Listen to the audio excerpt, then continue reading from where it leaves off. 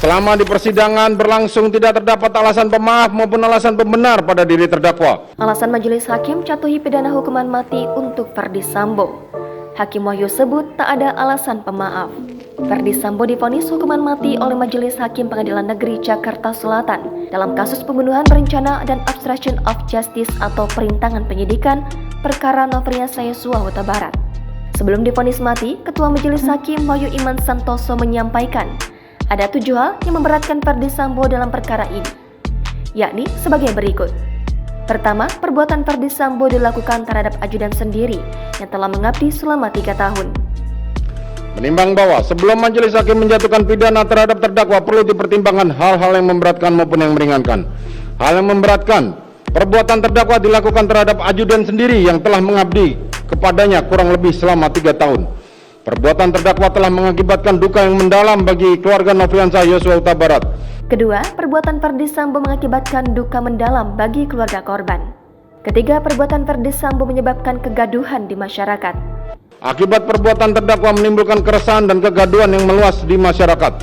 Perbuatan terdakwa tidak sepantasnya dilakukan dalam kedudukannya sebagai aparat penegak hukum dan pejabat utama Polri, yaitu Kadif Propam Polri. Keempat, perbuatan Ferdy Sambo tidak pantas dalam kedudukannya sebagai aparat penegak hukum, dalam hal ini Kadif Propam. Kelima, perbuatan Ferdy Sambo telah mencoreng institusi Polri di mata Indonesia dan dunia. Perbuatan terdakwa telah mencoreng institusi Polri di mata masyarakat Indonesia dan dunia internasional. Perbuatan terdakwa telah menyebabkan banyaknya anggota Polri lainnya yang turut terlibat. Keenam, perbuatan Ferdy Sambo menyebabkan anggota Polri lainnya terlibat. Ketujuh, Ferdy Sambo berbelit-belit tidak mengakui perbuatannya. Terdakwa berbelit-belit memberikan keterangan di persidangan dan tidak mengakui perbuatannya. Hal yang meringankan, tidak ditemukan adanya hal yang meringankan dalam hal ini. Selama di persidangan berlangsung tidak terdapat alasan pemaaf maupun alasan pembenar pada diri terdakwa yang dapat menghapus pertanggungjawaban pidana atas perbuatan yang dilakukannya, maka berdasarkan pasal 193 ayat 1 KUHP, terdakwa haruslah dijatuhi pidana. Hakim menilai tak ada alasan pemaaf dan pembenaran atas tindakan mantan Kepala Divisi Profesi dan Pengamanan Polri itu. Menurut Hakim, perbuatan Sambo telah mengakibatkan duka mendalam bagi keluarga Yosua. Tindakan Sambo juga dianggap menimbulkan keresahan dan kegaduhan luas di masyarakat. Sebagai aparat penegak hukum dengan pangkat Jenderal Bintang 2, Sambo dinilai tak pantas melakukan pembunuhan berencana.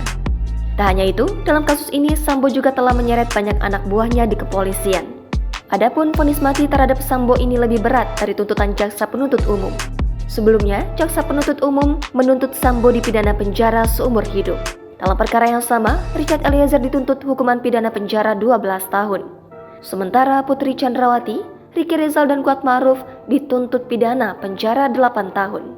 Pada pokoknya, kelima terdakwa dinilai jaksa terbukti bersalah melakukan tindak pidana pembunuhan terhadap Yosua yang direncanakan terlebih dahulu sebagaimana diatur dan diancam dalam dakwaan pasal 340 KUHP junto pasal 55 ayat 1 ke 1 KUHP.